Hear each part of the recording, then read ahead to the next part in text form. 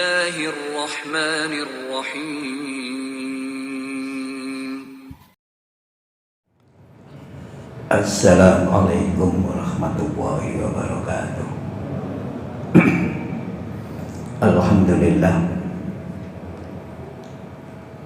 alladzi arsala rasulahu bil huda wa dinil haq arsalahu basyiran wa nadhira wa da'iyan ila Allahi bi idnihi wa sirajan munira. Asyhadu an la ilaha illallah wa asyhadu anna Muhammadan abduhu wa rasuluh. Allahumma salli wa sallim wa barik ala nabiyyina wa sayyidina al-karim Muhammadin wa ala alihi wa sahbihi ajma'in, amma ba'd. Para jamaah rahimakumullah, alhamdulillah kita bersyukur kehadirat Allah Subhanahu wa ta'ala. Siang ini kita bisa mengamalkan apa yang telah difirmankan oleh Allah dalam salah satu, yaitu wa qata'an nahari fi dzikri. Kita bisa memutus berbagai kegiatan kita di siang hari ini. Kita putus dengan apa? Dengan zikir kepada Allah melalui sholat ini. Ini patut kita syukuri. Mungkin yang masih lupa kepada Allah hingga detik ini masih atau belum bisa memutus aktivitas di siang hari ini untuk bersegera berzikir kepada Allah, belum bisa. Mungkin ada yang nanti agak terlambat begitu. Kita semua bisa di awal waktu ini patut kita syukuri. Dalam kaitan dengan sholat yang sudah berulang kali kita bahas, Rasulullah bersabda dalam salah satu hadis yang diriwayatkan oleh Imam Bukhari, bersumber dari sahabat Anas bin Malik. Bunyi hadisnya begini singkatnya: inna ahadakum,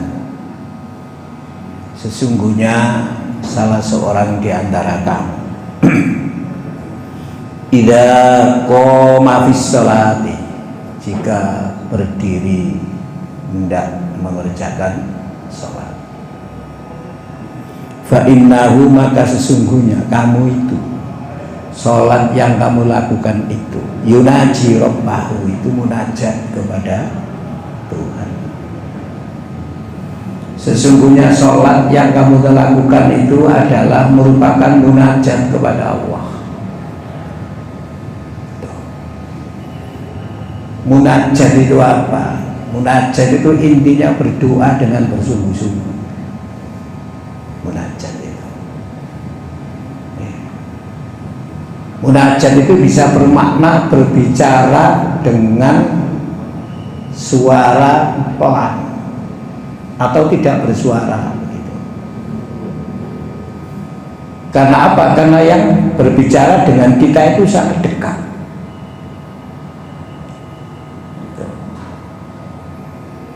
Inilah yang barangkali juga perlu untuk kita upayakan seperti itu. Munajat itu ya berkomunikasi yang sangat dekat. Berkomunikasi itu ya berbicara. Jadi kita itu ngerti bahwa kita itu bicara dengan siapa? Dengan Allah. Namanya munajat. Kita curhat kepada Allah gitu. Kita mengeluh kepada Allah, kita mohon ampun kepada Allah, kita mohon kekuatan kepada Allah, dan itu serius. Kita berserah diri kepada Allah. Ini sarana-sarana begini ini penting. Sehingga dengan munajat itu selesai sholat, hati ini menjadi plong. Beban itu berkurang di pikiran, di hati kita itu. Bahwa hidup ini menghadapi berbagai problem, iya, tapi kita perlu kekuatan. Di luar kekuatan kita apa? Kekuatan Allah. La haula wala quwwata illa billah. Kita butuh ma'unah Allah kita itu. Sebab kepada Allah kita itu mustaka, mengeluh, menyampaikan segala hal yang kita hadapi di dalam hidup ini. Nabi Musa itu ketika dikejar Fir'aun, lari sudah tidak menemukan jalan. Di hadapan beliau dan para pengikutnya adalah Laut Merah. Spontan mohon maaf kepada Allah. Spontan mohon maaf kepada Allah. Bahkan mengatakan wa minkal faraju wa ilaikal mustaka wa bikal musta'an, begitu. Wala haula wala quwwata illa billah. Itu namanya munajat. Nah, salat itu memang dirancang untuk itu, kata Nabi. Tuh. Wa inna rabbahu, bahwa sesungguhnya Tuhan ini bainahu, di antara orang yang sholat itu, wa bainal kiblati, Tuhan itu ada di antara orang yang sholat dan kiblat. Kalau ukuran kita sholat itu batasnya ya adalah sutratul musalli, tembok ini, berarti Allah itu ya antara orang yang sholat dengan tembok ini, dekat, sangat dekat artinya, nggak jauh. Benar kiblat itu di Masjidil Haram, kita menghadapnya ke sana. Tapi area sholat itu ada namanya sitratul musalli. Kalau kita pakai begini, ini pakai ini ya garis ini sitratul musallinya, ya pakai garis ini sitratul musalli, itu kita batas kita di mana ya di depan kita di sini kita nggak boleh ada orang lain lewat. Nah, kalau sudah melewati ini boleh, nggak apa-apa. Antara itu Allah itu jadi sangat dekat itu. Di hadis yang lain juga dikatakan seperti itu ya. An Abdillah bin Umar, dari Abdullah bin Umar, anna Nabiya sallallahu alaihi wasallam, bahwa Nabi sallallahu alaihi wasallam iktikafa, itikaf. Itikaf itu tidak hanya di bulan Ramadan, cuma yang kita kenal itikaf itu di bulan Ramadan. Di luar Ramadan apa ada itikaf? Ada itikaf itu, Pak, sama. Oke. Cuma yang dikenal itikaf di bulan Ramadan. Tuh. Dan kita di masyarakat kenalnya itikaf di bulan Ramadan itu malam hari. Kalau Nabi ya 10 hari itu tidak pulang-pulang dari masjid. Makanya kalau itikaf itu di masjid, di musola boleh tidak? Di musola yang dimiliki oleh masing-masing orang di rumahnya itu boleh apa tidak? Apakah itu termasuk itikaf? Itu kan jadi perdebatan di kalangan ulama fikih itu, Pak. Oke.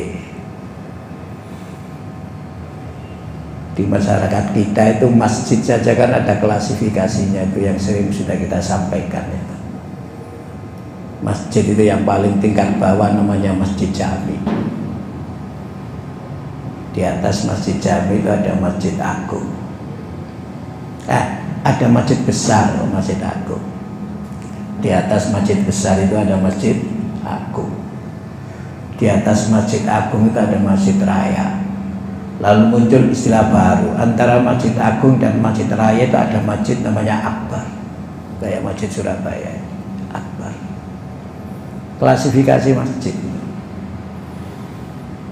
Meskipun sekarang klasifikasi itu sudah tidak seperti dulu lagi, batasan kriterianya. Masjid kita Al-Hidayah ini masjid apa ya gitu ya. Masjid UIN Sunan Ampel itu disebut dengan Masjid Raya. Padahal Masjid Raya di Indonesia ini dulu ya Masjid Istiqlal. Itu Masjid Raya itu. Masjid di tingkat kabupaten yang ada di depan pendopo di alun-alun itu namanya masjid agung gitu. Namanya masjid agung. Kalau masjid di kecamatan itu namanya masjid besar. Kalau di desa-desa itu namanya masjid jami. Itu. Nah masjid kita ini masjid apa? Itu jami. Makanya kita itu klasifikasi masjid. Itikaf itu di masjid. Bagaimana di musola? Boleh enggak? Nah, musola itu ada yang musola milik pribadi, di rumah-rumah itu ada, itu boleh apa enggak? Nah, dan itikaf itu tidak harus di bulan Ramadan. Menurut Imam Malik, itikaf di bulan Ramadan itu atau itikaf di luar bulan Ramadan itu minimal sehari semalam dan siangnya dalam keadaan siap puasa. Kalau menurut Imam Syafi'i tidak, itikaf itu pokoknya dia berdiam di masjid, memutuskan seluruh kegiatan yang bersifat duniawi untuk berzikir kepada Allah lamanya, sama dengan orang ketika sujud atau rukuk dengan tamakninah. Itu sudah disebut dengan itikaf menurut pendapat Imam Syafi'i. Kalau menurut Imam Malik belum itikaf, harus sehari semalam dan siangnya puasa. Itu. Wa khataban nasa, saat Nabi itikaf itu ya, kemudian menyampaikan sesuatu kepada orang-orang yang datang. Disampaikan, diberitahu, diberi nasihat dulu. Faqala, maka beliau bersabda, imma anna ahadakum, bahwa sesungguhnya salah seorang di antara kamu idza qama fi sholati, bila berdiri hendak mengerjakan salat, fa innahu, maka sesungguhnya dia yang sedang berdiri mengerjakan salat itu yunaji rabbahu, itu munajat kepada Tuhannya. Munajat seperti tadi itu. Serius Pak. Munajat itu kalau bahasa kita itu selain minta itu berpelukan gitu loh Pak, bercengkraman itu, jadi sangat dekat. Dekatnya itu seperti berpelukan, lebih-lebih pada saat sujud. Makanya Nabi memerintahkan kita saat sujud itu diperintah fa'akthirut doa, perbanyak doa. Falya'lam ahadukum mayunaji rabbah, maka pahami itu apa yang kamu munajatkan kepada Allah, itu kamu paham. Inilah kenapa kemudian kita itu sangat dianjurkan mengerti bacaan salat, mengerti maksud, artinya, minimal maksud lah kita itu, karena kita itu munajat. Tuh. Bacaan sholat kan hanya itu Pak. Kalau dihafalkan artinya kan ya insya Allah tidak terlalu lama. Apalagi ada buku saku kecil ini yang isinya terjemahan bacaan sholat. Terjemahan bacaan sholat. Subhana rabbiyal a'la wa bihamdihi, apa sing mbok omongno iku apa? Karepmu iku apa? Ngerti ya? Diperintah Nabi seperti itu. Ya. Pada saat kita duduk di antara dua sujud, Rabbil firli, gopo, karepe gopo. Jadi bisa bersungguh-sungguh. Oh, memang kita curhat kok. Kita munajat, kita mohon dengan bersungguh-sungguh. Saking dekatnya, tidak perlu kita ucapkan dengan keras. Dengan tidak bersuara kita itu, saking dekatnya. Rabbi firli warhamni, wopo wajeburni, apa wajeburni?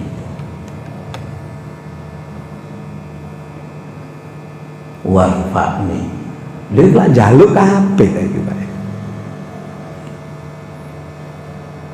Warzukni wahdini wa'afini wa'fu'ani. Kata Nabi, falyaqrah, maka terus menerus pahami. Ngerti ya awakmu itu. Ngerti ya kalau kamu semua itu munajat Rabbah kepada Tuhanmu. Kau ngomong apa gitu. Begitu panjenengan Allahu Akbar, itu apa itu? Allahu Akbar itu apa? Itu kalimat-kalimat yang pahalanya kan luar biasa besar. Ya Pak, itu numplek-plek ngumpul di dalam bacaan sholat itu loh sampean itu. Semua yang kita baca itu kan kalimat-kalimat istimewa itu. Makanya kata Nabi, falyaqlam, ngerti ya? Ngerti ya Pak, itu ngerti ya. Ya, makanya kita ini perlu ngerti, nanti setelah ngerti lupa lagi, nanti ngerti lagi lupa lagi, tidak apa-apa, pokoknya seperti ngerti lah kita itu ya, tadi begitu. Ya. Saat kita ruku, kalau kita pilih bacaan subhanakallahumma, itu artinya bertasbih kepada Allah. Tasbih gopo. Tasbih itu ungkapan karena kita betul-betul merasakan keagungan Allah. Sehingga kalau kita melihat sesuatu yang bersifat mengagungkan ajaib, itu kita kembalinya kepada Allah. Karena keajaiban itu ya Allah yang menciptakan, subhanallah. Melihat keindahan alam, subhanallah. Isra Mi'raj itu dimulai dengan subhanallah. Karena apa? Itu peristiwa luar biasa, peristiwa besar itu Pak. Peristiwa hebat, peristiwa menakjubkan, subhanallah, subhanallah. Kalau panjenengan biasa baca ini subhanakallahumma, panjenengan bertasbih, terus panjenengan minta Rabbana, manggil Allah, ya Allah, subhanakallahumma Rabbana wa bihamdika, panjenengan bertahmid Allahumma firli, ampuni aku ya Allah, ampuni aku ya Allah. Sujud itu jaluk itu, jaluk apa? Jaluk diampuni itu saya. Kalau sampean tambah yang lain, ya Allahumma ja'al fi qalbi nuran, enggak apa-apa. Wa fi aini nuran, wa fi sam'i nuran, wa fil amali nuran, wa fil bara'i nuran. Ya itu. Wa min tahti auran, wa fi bara'i itu enggak apa-apa, jangan dia enggak apa-apa. Dungo Pak, itu minta munajat. Pahami itu sampai itu jaluk apa? Pahami. Nah, sholat kan ya itu aja Pak yang sudah kita baca ya, insya Allah meskipun kita nggak rinci tahu artinya kan maksudnya ngerti kita itu gitu maksudnya itu. Begitu takbir lalu kita membaca doa iftitah, apa yang kita baca iftitah Allahumma ba'id baini itu kan doa, wajah itu kan juga pernyataan kita kepada Allah. Jadi antara hati kita dengan lisan kita itu pas. Apa yang kita ucapkan itu yaitu sikap kita saat kita sholat itu yaitu itu. Baru kan dimulai dengan a'udzu billahi minas samii'il alimi minasyaitonir rajim min hamzihi wa nafthihi wa nafthihi kan gitu. Kata Imam Syafi'i meskipun tidak itu yang dibaca, cukup dengan a'udzu billahi minasyaitonir rajim. Makanya sebelum Fatihah itu sampean membaca a'udzu billahi minasyaitonir rajim. Tapi tidak dikeraskan. Kalau misalkan bacaan bismillahnya dikeraskan itu tidak, karena bacaan bismillah itu bisa dikeraskan bisa tidak, tapi kalau ini tidak dikeraskan. Hanya para ulama apakah ini dibaca pada rakaat pertama saja atau setiap rakaat baca a'udzubillah itu yang barangkali jadi perdebatan di kalangan para ulama. Nah itu yang dipercepatkan aja para ulama itu. Sampai baca tiap rakaat tuh. Kata Imam Syafi'i, nggak usah baca itu, cukup a'udzubillahi minasyaitonir rajim, boleh sudah, kata Imam Syafi'i begitu. Tidak perlu a'udzubillahi. Kalau teh hadisnya itu memang itu. A'udzubillahi samii'il alimi minasyaitonir rajim min hamzi wa nafthihi wa nafthihi. Ya sudah. Tapi kata Imam Syafi'i, daikuis a'udzubillahi minasyaitonir rajim, dibaca itu doa bagi kita. Karena kalau kita ini berhadapan dengan setan yang begitu jahat, jangan dihadapi sendiri. berlindung kepada Allah. Terus Al-Fatihah itu, ihdinas siratal mustaqim, tunjukkan kami jalan yang lurus ya Allah. Siratal ladzina an'amta alaihim, jalannya orang-orang yang diberi nikmat. Siapa yang diberi nikmat oleh Allah? Kan dijelaskan dalam ayat yang lain. Itu jalannya para nabi, para syuhada, ya, orang-orang yang soleh. Itu jalan yang diridhoi oleh Allah. Itu para jamaah sekalian itu. Itu kita mengerti.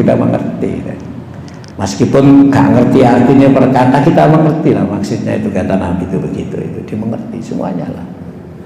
At-tahiyatu lillah itu. Apa at-tahiyatu lillah atau at-tahiyatul mubarakatus shalawatu lillah itu apa itu? Kita kepada Allah itu mengucap apa kita itu. Nah itu. Fal ya'lam ahadukum ma yunaji rabbah, ngerti yo. Di antara kamu semua itu apa yang kamu munajatkan kepada Allah. Wala yajhar ba'dukum ba'dun.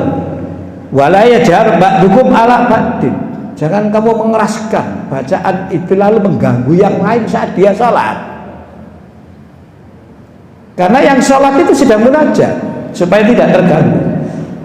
Bil qiraati fis shalah, di dalam membaca salat itu, bacaan salat, enggak usah banter-banter. Ya. Fatihah Pak, lebih mah Fatihah lah disuruh mengeraskan. Allahu Akbar iya, bacaan yang lain kan tidak. Enggak usah banter-banter. Nah inilah para jamaah sekalian, insya Allah lah. Kemarin kan sudah kita sampaikan surat apa itu, surat Al-Asy'ara ayat 218 219 ditambah 220 yang berbunyi a'udzubillahi minasyaitonir rajim alladzi yaraka hina taqumu wa taqallubuka fis sajidin. Yang Allah itu melihat kita saat kita berdiri tidak mengerjakan salat. Itu Allah yang bilang. Begitu kita berdiri, ya Allah itu ada di depan kita tadi itu, antara kita dan kiblat itu. Dan Allah memperhatikan kita, mandengi. Kata Al-Quran surat 26 ayat 218 220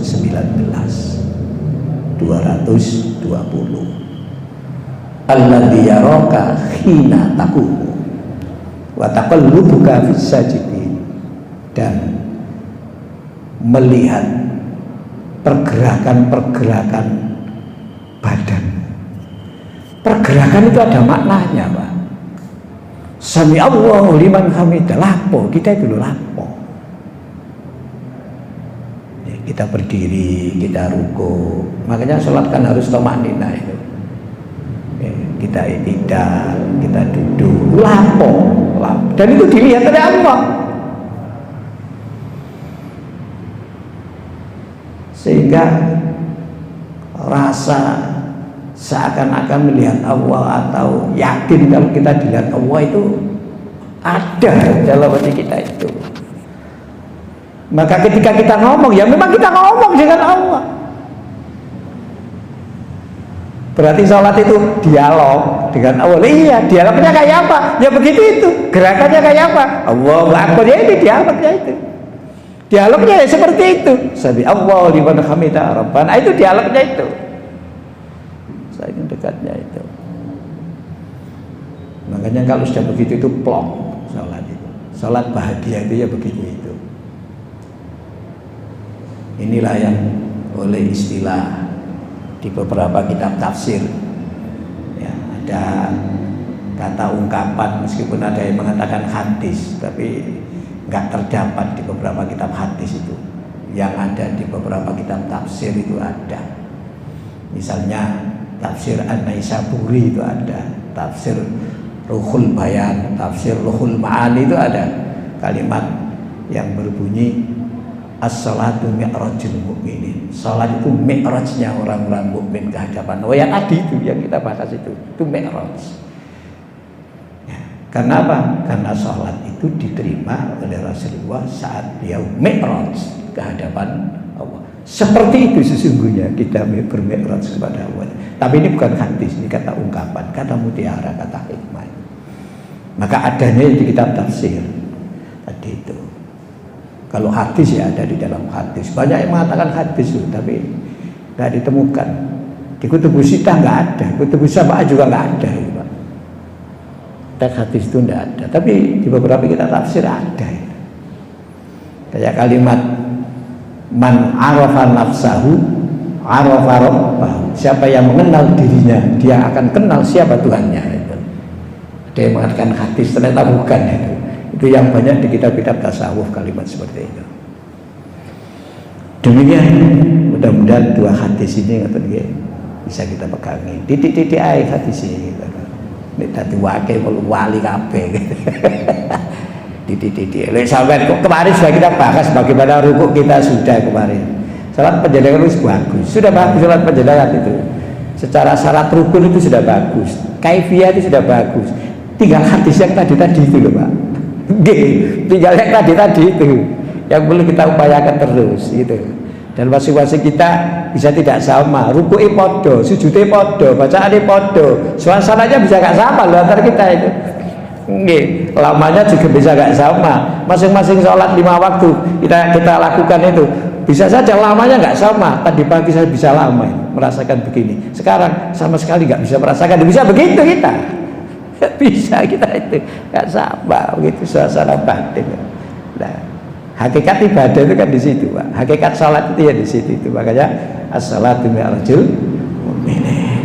Demikian kurang lebihnya mohon maaf. Rabbana hab lana min azwajina wa dhurriyyatina qurrata a'yun waj'alna lil muttaqina imama. Rabbana atina fid dunya hasanah wa fil akhirati hasanah wa qina adzabannar bi rahmatika ya arhamar rahimin. Walhamdulillahi rabbil alamin. Assalamualaikum warahmatullahi wabarakatuh.